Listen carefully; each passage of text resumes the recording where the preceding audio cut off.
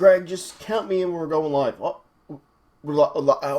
Hello, ladies and gentlemen. Sergeant No Rep here, the greatest judge never judge, and I am live in the judge's locker room, isolated from everybody else, here at the 2020 CrossFit Games. So we could call this the 2020 COVID Games, as COVID has disturbed everything in our lives right now. So the CrossFit Games are a little different. So if you've been living in a bubble, there's two stages to the CrossFit Game.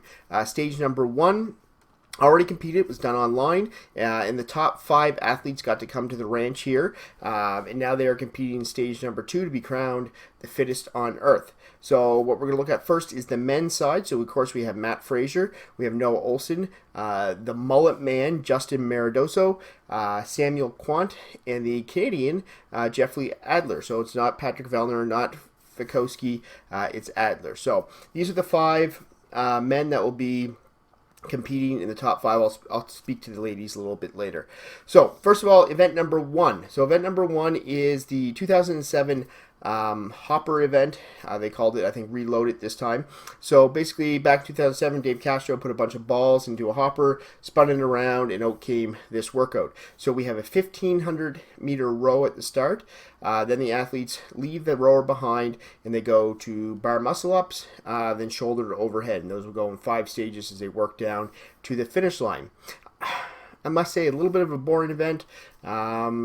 Not a lot of action, and I don't know if it's because there's no crowd, there's no music, there's just 5 athletes. It's definitely going to be very different CrossFit Games. Be interesting to see if they can make some events a little bit more exciting. So let's just go, we'll hop into the row. Okay, so there's Matt Fraser, the defending champ. Everybody's side by side, so Matt Fraser can look over to his left and right and see the 5 athletes. You don't have to worry about heats behind you. So here's Samuel Quant, the 2019 CrossFit Games. He came in 13th. So this row part was just kind of ho-hum. So the big thing was here not to blow yourself out going into the next stage. Noah Olson, he led throughout this. Mr. Man Bun himself there, or Man Top Bun, whatever it's called. Noah definitely came to the games looking a little bigger. COVID quarantine has been good for him. But anyway, cardio, he says he needs to work on his cardio, and maybe he showed it here because he went out kind of, I guess you'll say, hot in this event. Even though he finished relatively with everybody else, he did lead it, and then he kind of falters later on. So we'll jump over to the end part of this. So you can see the athletes are just coming off the rower here now. Noah Olson is first to the bar muscle up. You can see Noah catches his bar muscle ups a little lower than Matt Fraser. Matt Fraser right beside him there. The image is a little distorted. But Matt Fraser hardly has to push out at the top of his muscle ups, and that will definitely help him as he goes to the shoulder and overhead. You're conserving energy for that push later on. So you can see they're neck and neck, Noah and Matt Fraser. Pretty much all the athletes are neck and neck at this point, with Jeffrey Adler having a slight lead. So we'll jump a little bit further into the shoulder to overhead. As I said, this event wasn't that exciting, but we'll see Matt Fraser's first shoulder overheads here. Matt Fraser pretty much goes unbroken through the whole thing. I'll just show you the one little stumble he has at the end. Here, this is Matt's final set of shoulders to overhead, looking good, except for Matt will show us that he is actually human here, done something we've all done before. We just we fail on a rep, but it was nothing for Fraser. Nobody was really pushing him there. You can see he drops the weight behind him, a little exhausted, but Matt Fraser obviously recovers from this and will win event number 1. Justin Maradoso comes in second, so a nice little place for him. So if we just jump forward a bit here, so you can see this hand is up for 4 reps remaining. That's for Noah Olson. Noah Olson, who led during the row and on the bar muscle ups at the very start, ends up coming last in this event, not looking too great. There was quite a different gap between, you see all the athletes' times are posted there, 13, 13, 13, then 14:03. Noah Olson right now is going to the 16-minute. So basically Matt Fraser finished 3 minutes ago. We got a no rep there. So not a good start for Noah Olson. Maybe that extra bulk he put on is not good for the old cardio. So we'll move on to the men's event number 2, and then we'll come back to the women's 2 events, okay?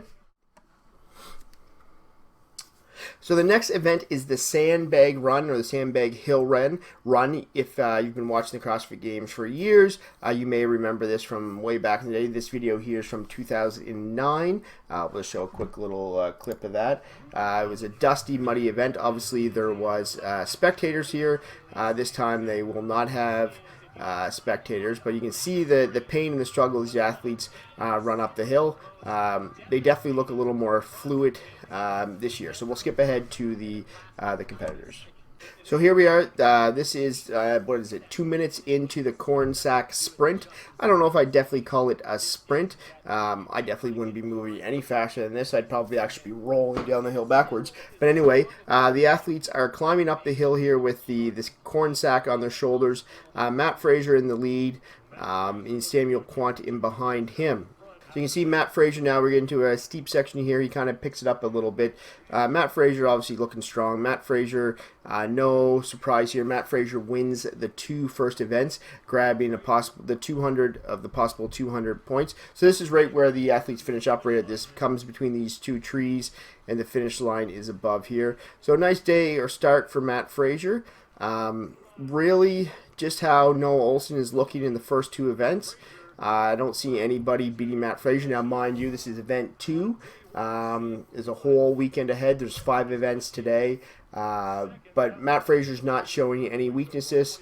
And Noah Olson is definitely not showing that he came to give it to Matt Fraser yet. So you see Noah will come in 3rd here, followed by Medeiros, followed by Jeffrey Adler. So Matt Fraser in first place with a possible 200 points, so he's looking good.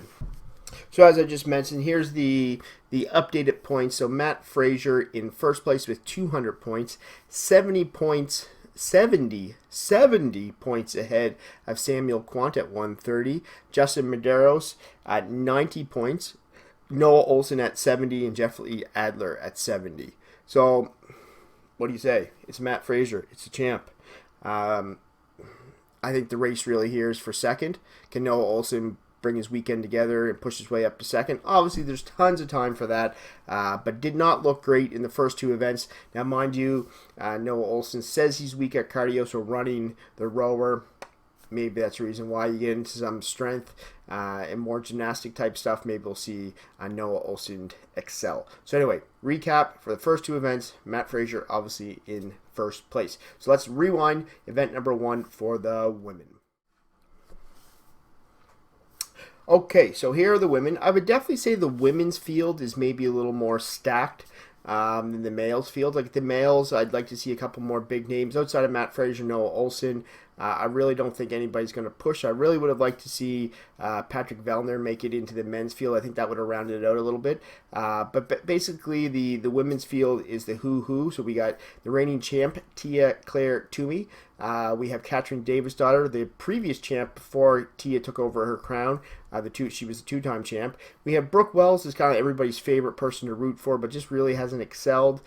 We have Carrie Pierce, who is usually one of the top Americans going through. Very strong competitor. And then we have Haley Adams, fittingly, who is the future of the sport. At only 19 years old, she's made it to the top 5. So we'll skip ahead into the competition. So obviously here's the rowing. Not too exciting. Nothing really stood out. Haley Adams kind of led throughout the row, and everybody came very close. So we'll just show as they get off the row, or I'll skip ahead to that. So here's Haley Adams finishing her last 100 meters, looking strong, looking almost bored as she gets off. She's like, oh, why am I doing this? Anyway, she walks over to the bar and she starts her bar muscle-ups, and she's followed right behind Carrie Pierce and Tia Claire Toomey jump on the bar pretty much at the same time. One thing I did note from watching this is that Tia Claire, you can see right here, she reps a lot quicker than Haley Adams. Haley Adams has a much longer, bigger kip. The cameraman goes a little crazy there. So then we'll just jump to the end of this event here. So one thing I noticed here with Tia Claire Toomey, she would go back to the bar and do her bar muscle-ups, but she would actually wait until Haley Adams was done her shoulder overheads. She just rested throughout. She definitely could have pushed this time a lot more, but she just took her time. It's a long day. It's a long weekend. So she was smart about her rest, kind of a veteran move. So Tia here, just like Matt Frazier, fails on her last rep. They trained together, so it's kind of weird. They're very in sync.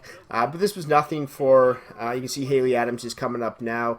Tia had no worries, and like I said, she rested throughout. So this race was actually a lot farther ahead for Tia than she made it. She just took her time and marched through it. So one thing to note here, Brooke Wells, who was coming in 4th in this event, she started to struggle. You could see that she wasn't able to hold her position in the overhead. She dropped the barbell. She was resting. And Catherine Davis-Daughter, who was probably at this point thinking she was coming in last, all of a sudden maybe saw Brooke Wells resting. She started to pick up the pace. So you can see her running up to her barbell here. And she picks up the barbell. And just you can see Brooke Wells again struggling. Kind of looks like a baby giraffe underneath that. Her legs going a little crazy. And Catherine Davis-Daughter just starts pushing. So basically now they're rep and rep. Brooke Wells fails again. She just lost that strength. And that's kind of surprised me because usually Brooke Wells is pretty strong. But one weakness that Brooke Wells does have that could kind of come in here is it seems like her core, her midsection kind of fails in certain events. And that's what looks like happening here. She's unable to put that bar overhead and hold it in the position to get the good rep. And of course, Catherine Davis-Daughter now takes that last rep, finishes ahead of Brooke Wells. So that was kind of sad for Brooke Wells to see. But anyway, we'll move on to event number 2. So you can see here the athletes going up the hill, same as the men, not really a sprint as the event is called, but this is a very steep hill. It's very dusty, very slippery terrain. The worst thing here is athletes wouldn't want to lose their footing, stumble and fall and pull some type of muscle. So they kind of just stay in this terrain, one behind each other. There's no really jockeying for position. Obviously, Tia Claire Toomey in the red shorts is the leader. That's her leader jersey / shorts. She maintains her lead all the way to the top. And Haley Adams has a little bit of stumble with her bag dropping it, but she does recover. So I'll just scoot to the finish here. So here comes Davis-Daughter, and we'll just show the little slip that Haley Adams had. So you can see she already actually just dropped her bag, so she kind of carries in that position. Not a big deal. That was the most drama we had for this. Again, weren't super exciting events, but it was good. You can see Haley Adams get some water here and then goes and basically dies as we take the next camera shot there on the ground. It looks like Dave Castro picked up a rifle and sniped her from the bottom of the hill. But anyway, the 2 events are in, and we'll skip ahead to the leaderboard. Okay, so just like the men, Tia Claire Toomey in first with 200 points, out of a possible 200 points. 70 points below her is the rookie. Oh, sorry, I shouldn't say the rookie. It's her second year at the games, but she's only 19 years old. That's 19 years old. She's 70 points behind Tia Claire Toomey. They obviously trained together there in Cookville. Behind her is Catherine Davis-Daughter at 110, Carrie Pierce at 90, and Brooke Wells sadly at 30. So kind of like Noah Olson, Brooke Wells didn't look great for the first 2 events.